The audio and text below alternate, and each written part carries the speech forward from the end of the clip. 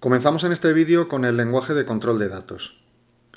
El DCL es un sublenguaje del SQL que permite al administrador la gestión de usuarios y permisos con el objetivo de controlar el acceso y la manipulación de los elementos de la base de datos.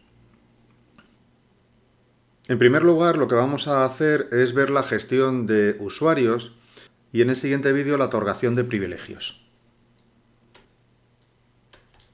Para crear usuarios debemos utilizar el comando createUser, a continuación asignar un nombre de usuario y después indicar con una arroba el host desde donde permitimos que se conecte ese usuario a la base de datos. No es el host donde está almacenado la base de datos, sino el host desde donde procede la llamada de ese usuario. A continuación ponemos identifier, b y la contraseña con la cual le daremos acceso a ese usuario. Por ejemplo, tenemos un createUser en el que el usuario se llama prueba, puede acceder solo desde el localhost, es decir, desde el mismo servidor donde esté la base de datos, y su identificación es con la contraseña 123456. En la parte del host hay que indicar cuál es el origen de la llamada que realiza ese usuario, desde dónde intenta conectarse ese usuario. Podemos decirle que permitimos los intentos de conexión desde cualquier lugar poniéndole este signo de tanto por ciento como host. También podríamos decirle que solamente permitimos accesos que provengan del mismo servidor, que sería con esta opción que pone localhost, o podríamos decirle que solamente permitimos accesos que procedan de una DNS, de la URL donde está instalada la aplicación que queremos utilizar, o bien la IP donde se encuentra esa aplicación. Estas son algunas de las posibilidades de indicar el host que tenemos dentro de esos usuarios. Para borrar un usuario tenemos que utilizar el comando dropuser y a continuación citar el nombre del usuario que vamos a eliminar. Por ejemplo, podríamos borrar el usuario prueba con dropuser prueba. Vamos a ver esto en el phpMyAdmin. En phpMyAdmin podemos ver los usuarios que ya existen en el apartado cuenta de usuarios, que está aquí. Y entonces tenemos un usuario root y tenemos un usuario PMA y tenemos unos usuarios sin nombre.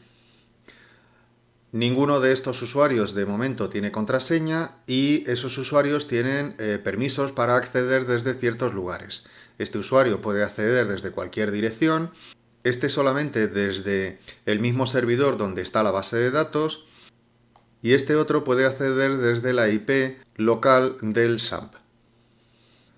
Estos usuarios están almacenados dentro del MySQL en una tabla en la base de datos de MySQL. Concretamente están dentro de la tabla de user. En la base de datos de MySQL, en la tabla user.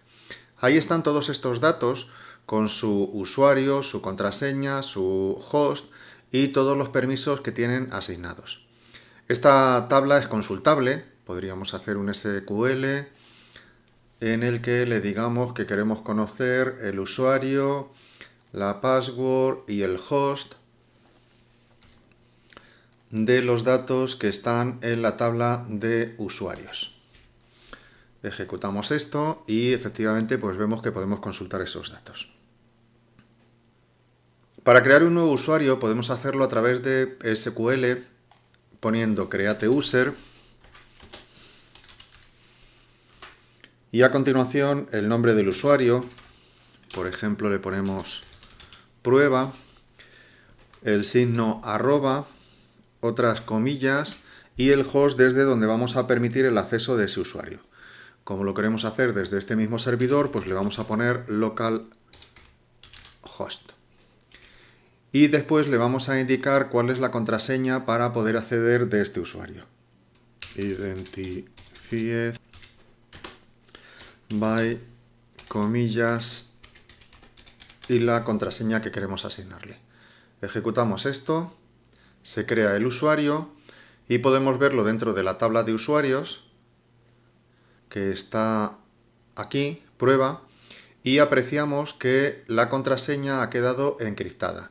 Cuando nosotros asignamos una contraseña, automáticamente queda encriptada dentro de esa base de datos. Y de momento este usuario no tiene ningún permiso, ningún privilegio dentro de las bases de datos. Esto mismo lo podemos ver desde el inicio del phpMyAdmin en cuentas de usuarios, que tenemos el usuario prueba con acceso desde localhost. En el siguiente vídeo veremos cómo le asignamos privilegios a los diferentes tipos de usuarios.